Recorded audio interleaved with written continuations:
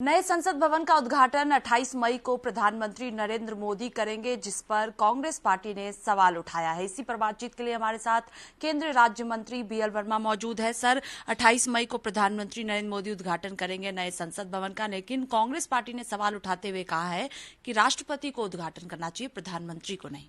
देखिए, देश की जनता नए संसद भवन का उद्घाटन का इंतजार कर रही थी और ये एक ऐतिहासिक काम हो रहा है। लेकिन मैं कहूँगा कि कांग्रेस और हमारे कुछ विपक्षी दलों के लिए पता नहीं क्या हो गया है।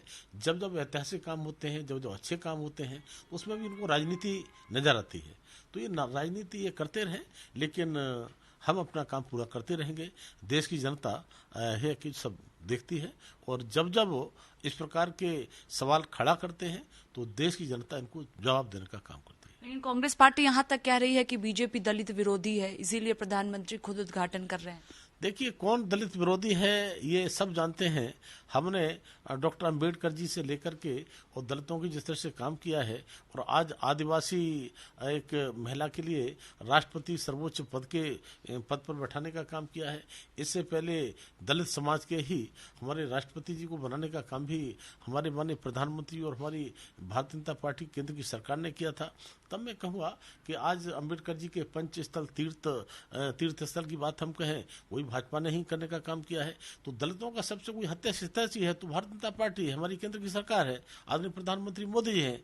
और मोदी जी ने जब सरकार बनते ही कहा था कि मेरी सरकार गरीबों के लिए समर्पित, तो मैं कह सकता हूं दलितों के, आदिवासियों के, गरीबों के सबसे बड़े मसीहा के रूप में कोई अगर है तो आदरणीय प्रधानमंत्री मोदी जी। इसके साथ ही सर, इसके हटकर एक सवाल है कि जमीयत उलेमा-ए हिंद के अध्यक्ष मौलाना अरशद मदनी का बयान सामने आया, जिसमें वो कहते हुए नजर आ रहे हैं कि 70 साल पहले ही बजरंग दल को बैन कर देना चाहिए और बैन नहीं किया गया, इसी वजह से आज देश का माहौल ये है।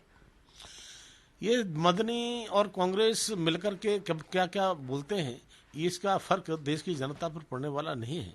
मैं कहूँगा कि संघ पर भी बैन कांग्रेस ने लगाकर देखा था और ये बैन लगाने की बात जो करते हैं, आपातकाल का दिन भी लोग अभी तक भूले नहीं है कांग्रेस का, जो 25 जून 1975 के लिए जिस तरह से किया गया था। तब मैं कहूँगा कि जब जब इस प्रकार के डिसीजन कांग्रेस लेती है तो देश की जनता इनको माफ़ नहीं करती है और यही कारण है कि आज ये बैकफुट पर खड़े हैं। तब मैं कहूँगा कि आने वाले समय में आदरणीय प्रधानमंत्री मोदी के नेतृत्व में जिस तरह से हमारे कार्य लगातार देश के विकास के लिए हुए हैं, आज देश का नाम जिस तरह से अभी भी कई देशों की यात्रा करके आदरणीय प्रधानमंत्री जी अभी वापस लौटने वाले हैं, लौटे भी नहीं हैं। तो मैं कहूँगा जिस तरह से विदेशी धरती पर हमारे भारत के प्रधानमंत्री का सम्मान होता है, तो मुझे लगता है कि ये सम्मान केवल प्रधानमंत्री आदरणीय मोदी जी का नहीं है, 140 करोड़ देश की जनता का सम्मान होता है। तो यह चश्मा देखने का पता नहीं क्या कौन सी नजरिया है कांग्रेस का, विपक्षी दलों का, इनको ठीक प्रकार से चश्मा लगाना चाहिए।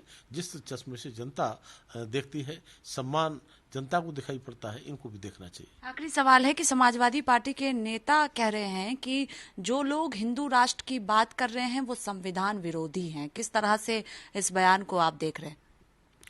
संविधान की जिनको परिभाषा नहीं आती वो संविधान की बात करते हैं और खास तौर से जिनकी बात आप करते हैं उनके लिए तो मैं समझता हूं कि मुझे कुछ कहने की आवश्यकता नहीं है। आप भी जानते हैं, पूरा देश जानता है। बहुत शुक्रिया बातचीत के लिए। कैमरा पर्सन रोहित के साथ स्वाति पाठक, भारत समाचार, दिल्ली।